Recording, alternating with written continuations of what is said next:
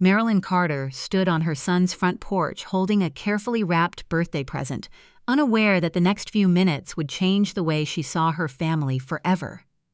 The October wind swept across the quiet neighborhood, slipping beneath the edges of her light cardigan. She had arrived early for her grandson Oliver's 8th birthday party. The driveway was empty, and she assumed everyone was still decorating inside. As she lifted her hand toward the doorbell, she noticed that the living room window was slightly open. Then she heard a voice. "I don't understand why Marilyn has to come every year," said Claire, her daughter-in-law. "She watches everything I do and makes me feel uncomfortable." Marilyn froze.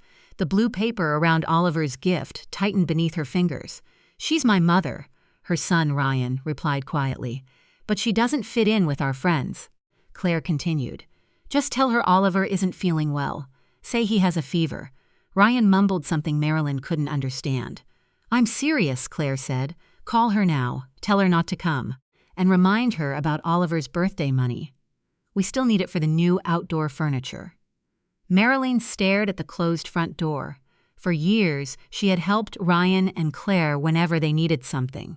She had contributed to the down payment on their home. She had paid for Oliver's preschool. Whenever Ryan mentioned a difficult month, money appeared in his account before he even had to ask twice.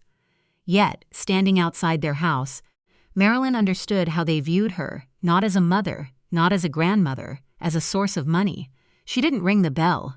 She didn't walk inside and confront them.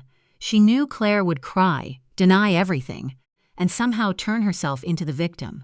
Instead, Marilyn gently placed Oliver's present beside the front door. Then she walked back to her car. During the drive home, she felt no tears. Her sadness had been replaced by something colder and clearer, understanding. At home, Marilyn made a cup of strong tea and opened her laptop. The afternoon sunlight stretched across her kitchen table as she logged into her online banking account. Her husband had died 6 years earlier, leaving her financially secure. Since then, she had quietly supported Ryan's household. She opened the list of automatic payments. There they were $850 every month toward Ryan's car, $450 for Oliver's sports and activities, another $600 transferred to Claire for groceries and household expenses. The payments had continued for years. No one thanked her anymore. The money had become an expectation. Marilyn moved her cursor over the transfer. For a moment, she hesitated. A mother wants to protect her child. She wants to make life easier and prevent hardship. But helping had slowly become enabling. She clicked cancel, then she canceled the second payment. And the third. When the screen refreshed, Marilyn felt an unexpected sense of relief. Her phone buzzed. A message from Claire appeared. "Hi, Marilyn. I'm sorry for the late notice, but Oliver has a high fever, so we had to cancel the party. We don't want the other children getting sick. We'll miss you. You can mail his birthday check to the house. Love, Claire." Marilyn read the message twice. Claire had lied without hesitation. She didn't accuse her.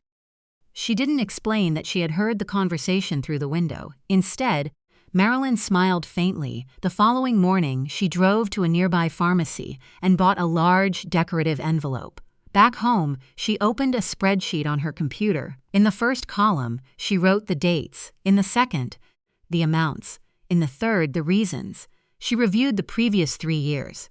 The home down payment, the luxury vehicle payments, the emergency repair for their heating system, Claire's expensive fitness membership, the vacation deposit Ryan had promised to repay. Every dollar was recorded. The printer produced 3 pages filled with numbers. At the bottom, Marilyn calculated the total.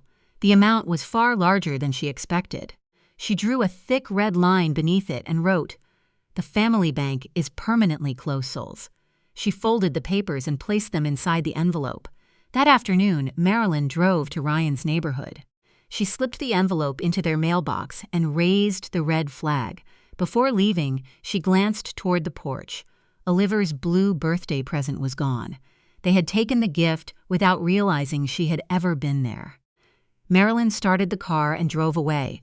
For the first time in years, she wasn't worried about their bills, their plans, or their next request. She was thinking about herself, and she knew the phone would ring soon. The phone rang at 7. 12 on Tuesday morning, Marilyn was sitting on her back patio with a piece of toast and a cup of coffee. The autumn sky was clear, and small birds moved between the trees at the edge of her yard. Ryan's name flashed across her screen. She watched it ring 3 times before answering. "Good morning, Ryan." "Mom!" His voice was tense and breathless. "My car payment bounced. The bank sent me an alert. Did something happen with your account?" Marilyn took a slow bite of toast. "No," she said. "My account is working perfectly." "Then why didn't the payment go through?" "Because I canceled it." Silence filled the call. "You canceled it?" Ryan finally asked. "Why would you do that? The late fee is ridiculous. Can you log in and send the money manually?" "I won't be doing that." His voice became sharper. "Mom, we depend on that payment." "I know," Marilyn replied. "That is exactly why I stopped it." "What does that mean?" "It means I'm no longer paying for your car, your groceries, or your household expenses." "Check your mailbox. I left something for you and Claire." Ryan didn't answer immediately. Then Marilyn heard hurried footsteps and a door opening. "Who is it?" Claire called in the background. "Is that the bank?" A moment later, paper tore. "What is this?" Ryan asked. His voice had changed. "Mom, this is a list of everything you've paid for." Before Marilyn could respond, the phone was taken from him. "Marilyn," Claire shouted. Her pleasant voice had disappeared. "What kind of cruel joke is this?" "It isn't a joke. You can't suddenly cut us off. We have bills. We have responsibilities. You know what our life costs." "I know," Marilyn said calmly. "That is why I listed every payment. You owe Oliver support." "I owe Oliver love," Marilyn replied. "I do not owe you unlimited money." "You're punishing us because I canceled the party." "You didn't cancel it," Marilyn said. "You invited people. You simply didn't want me there." The line became quiet. Claire said nothing. Marilyn continued. "I heard you through the living room window. I heard you tell Ryan to lie about Oliver being sick. I heard you say I should send money instead of attending." Ryan spoke again.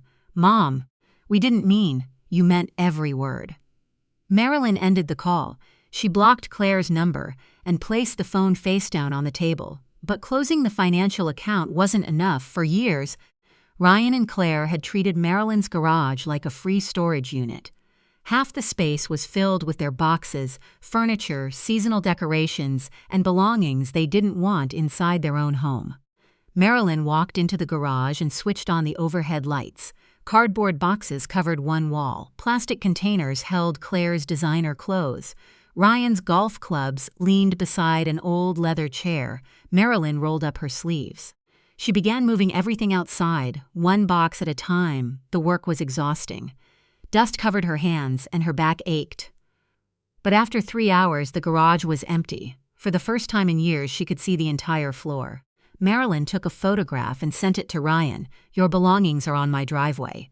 You have until 5 p.m. to collect everything. After that, I will arrange for it to be removed." 5 minutes later, Ryan replied, "I'm leaving work now." At 4:30, a pickup truck stopped outside. Ryan jumped out wearing his work clothes. His face was red and his tie hung loosely around his neck. He immediately checked his golf clubs. "Are you serious?" he demanded. "Claire is having a panic attack. We can't afford the mortgage and car payments without your money. And now you're putting our things outside." "It is my driveway and my garage," Marilyn answered. "You're doing all this because Claire didn't want you at one birthday party." "No, I'm doing this because I finally understand what I've allowed." Ryan shoved another box into the truck. She was stressed. "You're being vindictive." "I'm being practical." Marilyn walked down the porch steps and held out her hand. "Give me your key." Ryan stared at her. "What?" "The spare key to my house. It's on your key ring." His expression hardened. "Mom, come on. Give it to me." For several seconds, neither moved. Then Ryan reached into his pocket, removed the key ring, and pulled off the small brass key. He dropped it into Marilyn's open palm. "Don't call us," he muttered. "I won't," she replied. Ryan climbed into his truck and drove away. Marilyn entered her quiet house, locked the door, and placed the key in a kitchen drawer. She knew Claire believed the silence would force her to apologize. But Marilyn wasn't afraid of silence anymore. For years, she had filled every quiet moment by solving other people's problems. Now the silence felt peaceful. and somewhere beneath the sadness, a new life was beginning. The first 2 weeks were difficult. Marilyn had spent so many years checking her phone, waiting for Ryan to call, and wondering whether his family needed help that the silence felt unfamiliar. Every morning, she expected a message asking her to fix another problem. But no message came. Claire believed that keeping Oliver away from her would force Marilyn to surrender. She expected Marilyn to call, apologize, and restore every payment. Marilyn did none of those things. Instead, she began noticing how peaceful her home had become. Her bank account was no longer shrinking every month. She no longer worried about Ryan's car payment or Claire's spending. For the first time since her husband died, Marilyn was making plans that belonged only to her. One Monday morning, she drove to the local community center. She passed the craft rooms, exercise classes, and crowded bingo hall. At the far end of the building, she noticed a sign, Woodworking Workshop. New members welcome. Marilyn paused. She had never worked with wood before. Her husband had enjoyed small repair projects, but she had always stayed nearby, handing him tools and watching. This time she walked inside. The room smelled of cedar and fresh pine. Workbenches filled the space, and shelves held saws, clamps, and unfinished projects. An older instructor named Walter approached her. "First day?" he asked. "Yes," Marilyn replied. "Then we'll start with something simple." Walter handed her safety glasses and showed her how to measure a piece of wood. During the first lesson, Marilyn cut the board incorrectly. During the second, she sanded one edge too deeply.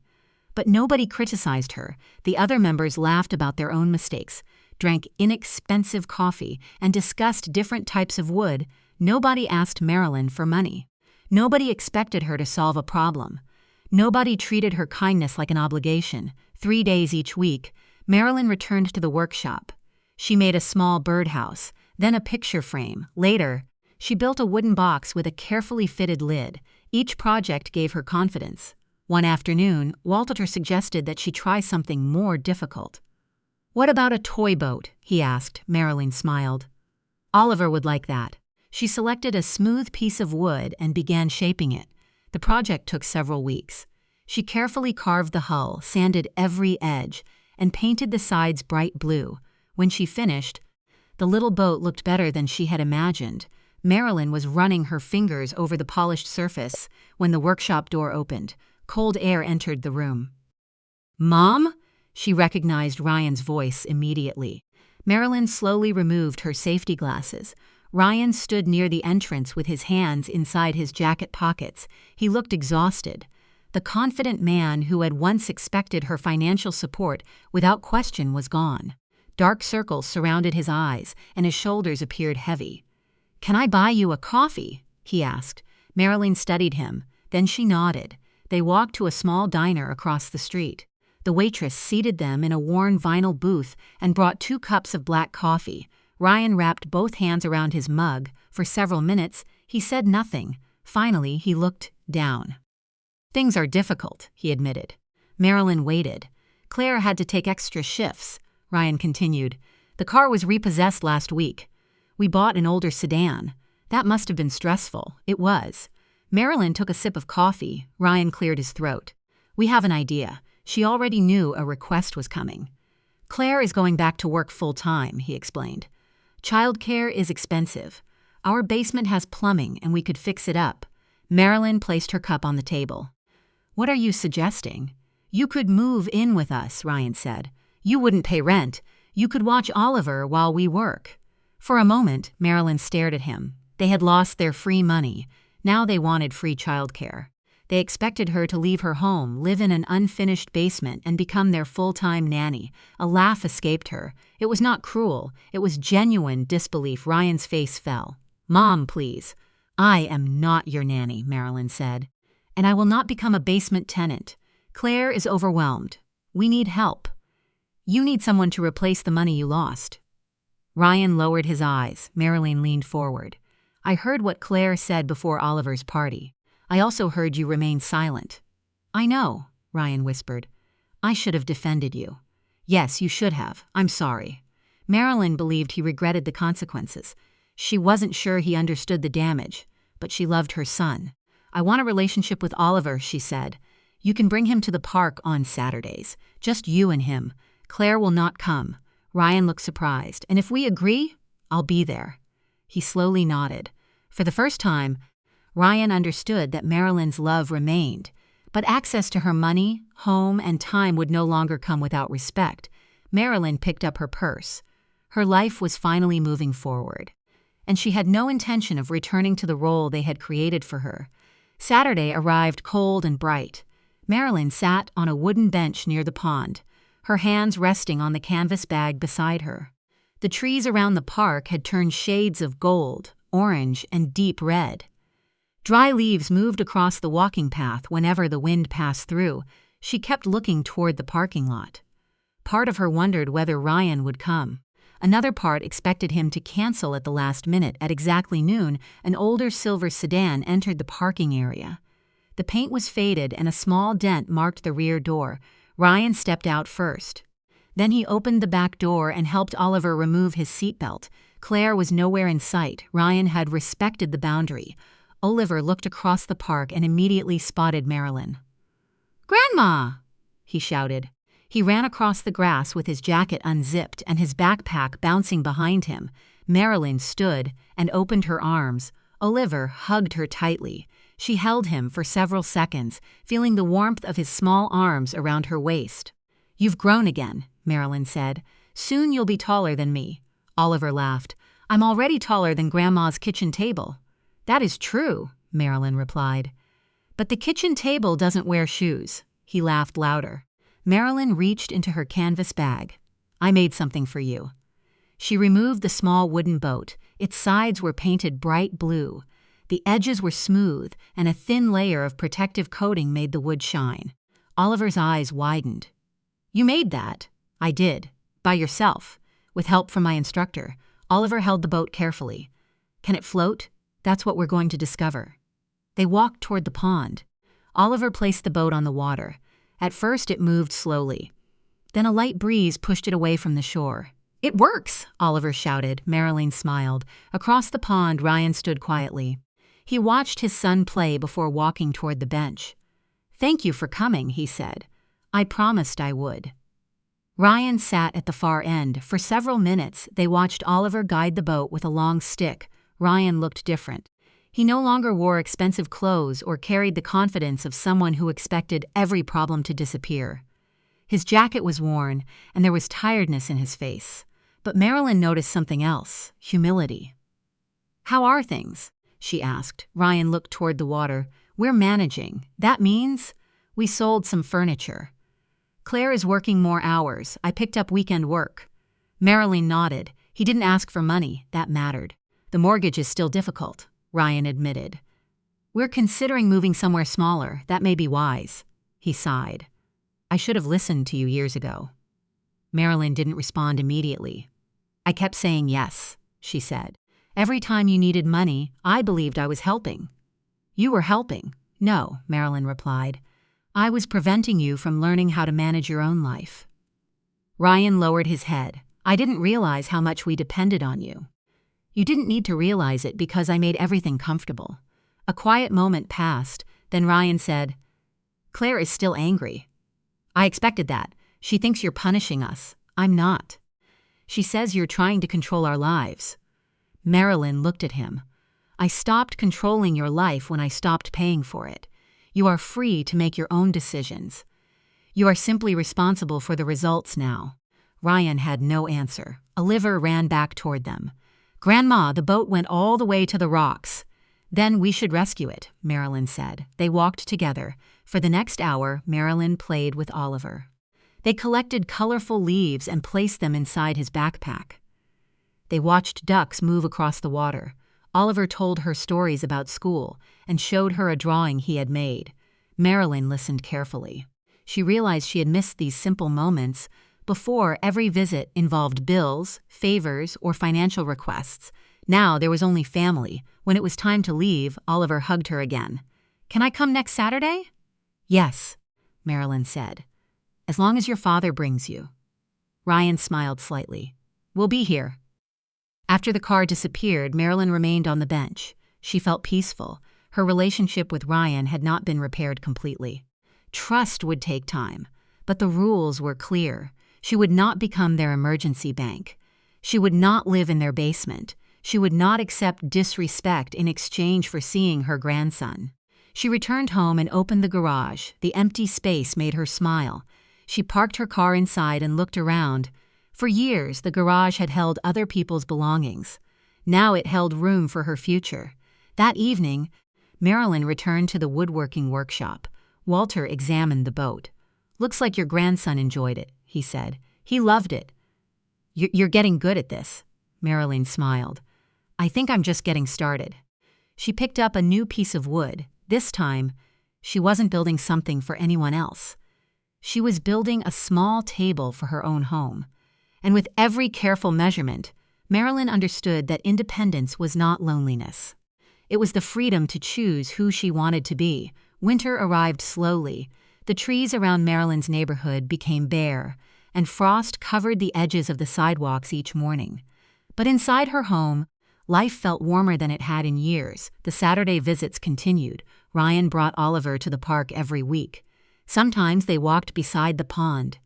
Other times they visited the library or stopped at a small cafe for hot chocolate. Claire never came. At first, Ryan barely spoke. He seemed embarrassed by the changes in his life. The expensive car was gone. Their large home had been placed on the market, and they were preparing to move into a smaller townhouse. Marilyn didn't celebrate their difficulties. She didn't enjoy watching her son struggle, but she refused to rescue him from consequences he needed to understand. One Saturday, Ryan arrived carrying 2 cups of coffee. He handed one to Marilyn. "Black, no sugar," he said. "You remembered. I'm trying to remember more things." They sat on a bench while Oliver played nearby. Ryan looked nervous. "Claire and I have been talking," he said. Marilyn waited. "She wants to apologize, does she?" "Yes. Or does she want the payments to return?" Ryan looked down. "I asked her the same question." Marilyn raised an eyebrow. "What did she say?" "She said she misses having you around." "That isn't an answer." "I know." Ryan held his coffee with both hands. "Mom, I've been thinking about everything. I let Claire treat you badly because it was easier than arguing with her. I stayed quiet because I didn't want conflict. You chose comfort over defending me." Yes, his honesty surprised her. "I also treated your money like it belonged to us," he continued. "When the payments stopped, I blamed you. But after a while, I realized something." "What?" "You gave us enough support to build a stable life. We made choices we couldn't afford because we believed you would always cover the difference." Marilyn looked toward Oliver. He was placing small stones beside the edge of the pond. "You understand that now," she said. "I do. Then what will you do differently?" Ryan smiled faintly. "We made a budget. We sold the house. We're moving somewhere smaller. I'm taking extra work, and Claire is working full-time." "That sounds responsible. We're also paying off our debts." Marilyn nodded. Ryan hesitated. "I don't expect you to help." "Good, but I hope you'll still be part of our lives." Marilyn looked at her son. "I will be part of your life when I am treated as family, not as a financial service." "You will. We'll see." Ryan accepted the answer. Trust was not rebuilt by one apology. It was rebuilt through consistent actions. Several weeks later, Claire sent Marilyn a letter. She didn't ask for money. She didn't blame Marilyn. She admitted that she had become accustomed to receiving help and had started viewing Marilyn as a source of support instead of a person with feelings. The letter included an apology. Marilyn read it twice. Then she placed it in a drawer. She wasn't ready to forgive everything, but she was willing to leave the door open. Spring arrived, bringing warmer days and green leaves. By then, Marilyn had completed several woodworking projects. She made a coffee table, 2 birdhouses, and a small bookshelf. Walter encouraged her to display her work at the community center's craft fair. Marilyn agreed. She sold 3 picture frames and 2 wooden boxes. The money wasn't important, the pride was. For the first time in years, she was creating something because she enjoyed it, not because someone expected it. One afternoon, Oliver visited her home with Ryan. He ran into the garage. "Grandma, you have so much space now." "I know." "Can we build another boat?" Marilyn smiled. Of course. They worked together at the wooden table. Oliver measured the pieces while Marilyn helped him sand the edges. Ryan stood nearby. "Do you need help?" he asked. "Yes," Marilyn replied. He looked surprised. "With the paint," she added. For the next hour, the three of them worked together. Nobody discussed money. Nobody asked for favors. They simply enjoyed being together. When the boat was finished, Oliver painted a small yellow star on its side. "It needs a name," Marilyn said. Oliver thought carefully. "New Beginning." Marilyn smiled. "That's perfect." Later, after Ryan and Oliver left, Marilyn sat alone on her patio. The sun was setting behind the trees. She thought about the day she had stood outside their house holding a birthday present. At the time, she believed she had lost her family. But she had not. She had lost an unhealthy role. By setting boundaries, she had given Ryan the chance to grow, and she had given herself the freedom to live. Marilyn still loved her son. She still loved her grandson, but love no longer meant paying every bill or accepting disrespect. Love could exist with boundaries. Love could be generous without becoming sacrifice. She looked toward the workshop inside her garage. The small boat rested on the table. New Beginning, the name felt right. Marilyn had not closed her heart. She had simply stopped allowing others to treat her kindness like an obligation. And in doing so, she found something more valuable than the money she had saved. She found peace.